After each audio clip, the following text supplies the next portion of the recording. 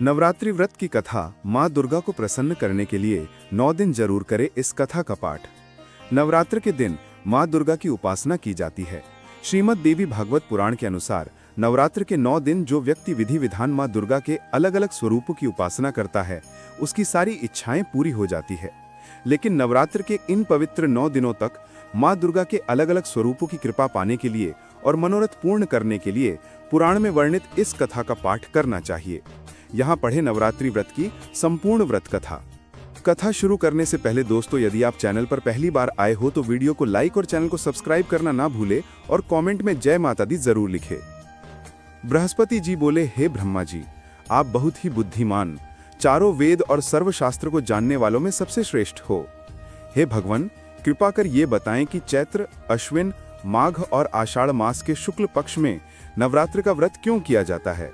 हे प्रभु, इस व्रत को करने से क्या फल प्राप्त होता है, इस व्रत को करने की क्या विधि है और सबसे पहले इस व्रत को किसने किया, कृपया करके मुझे सब कुछ विस्तार से कहिए।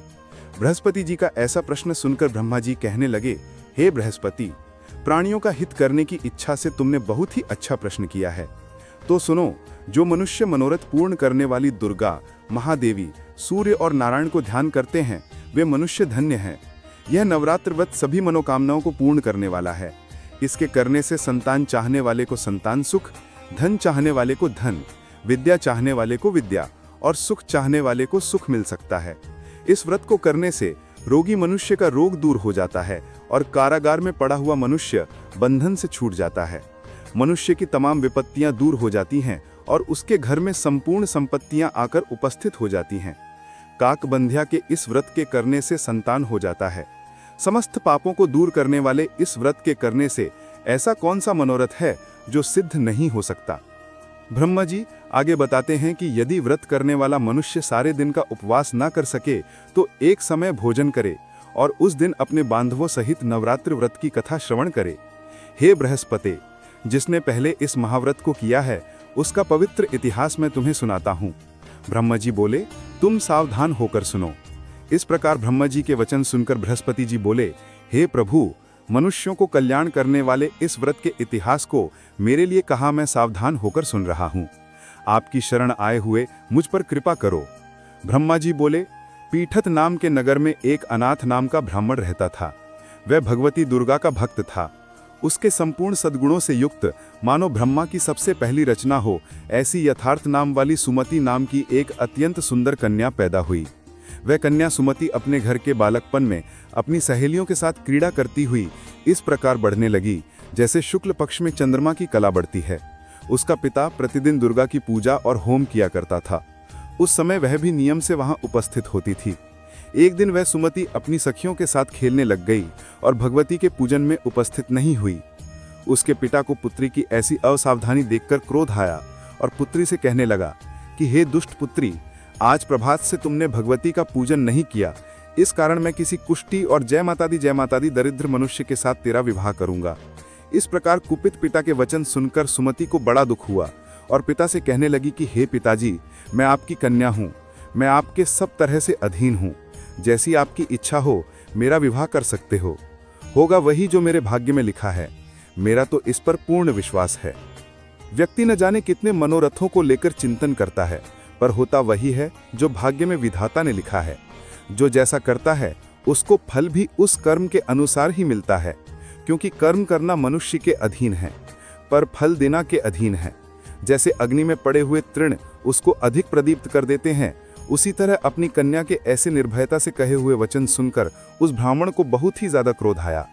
तब उसने अपनी कन्या का एक कुष्ठ के साथ विवाह कर दिया और अत्यंत क्रुद्ध होकर पुत्री से कहने लगा कि जाओ जाओ, जल्दी जाओ, अपने कर्म का फल भोगो।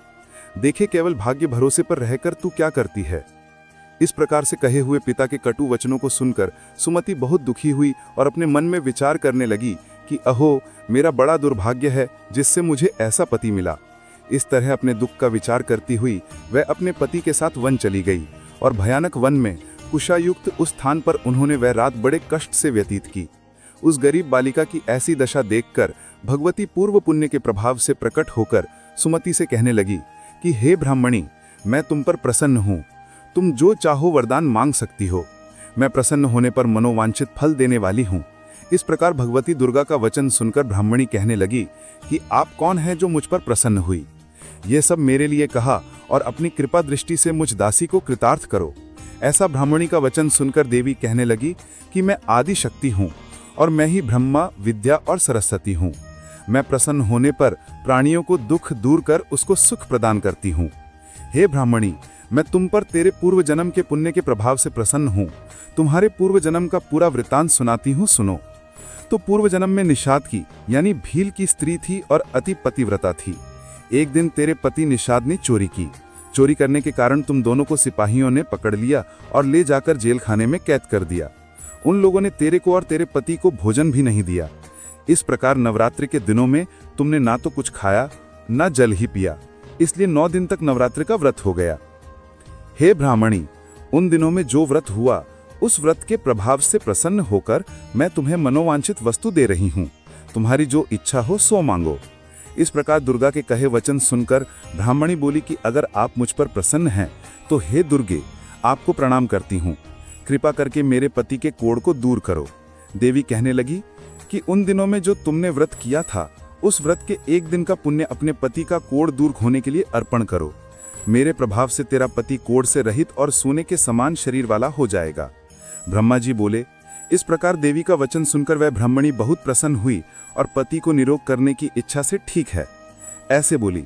तब तक उसके पति का शरीर भगवती दुर्गा की कृपा से कुष्ठहीन होकर अति कांति युक्त हो गया, जिसकी कांति के सामने चंद्रमा की कांति भी क्षीण हो जाती है।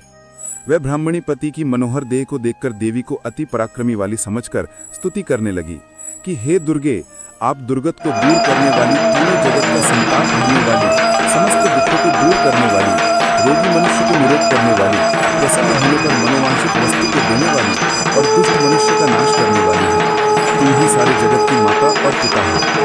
हे अम्बे, मुझ अपराध रहित अबला को मेरे पिता ने कुष्ठ के साथ विवाह कर मुझे घर से निकाल दिया। उसकी निकाली हुई मैं पृथ्वी पर घूमने लगी।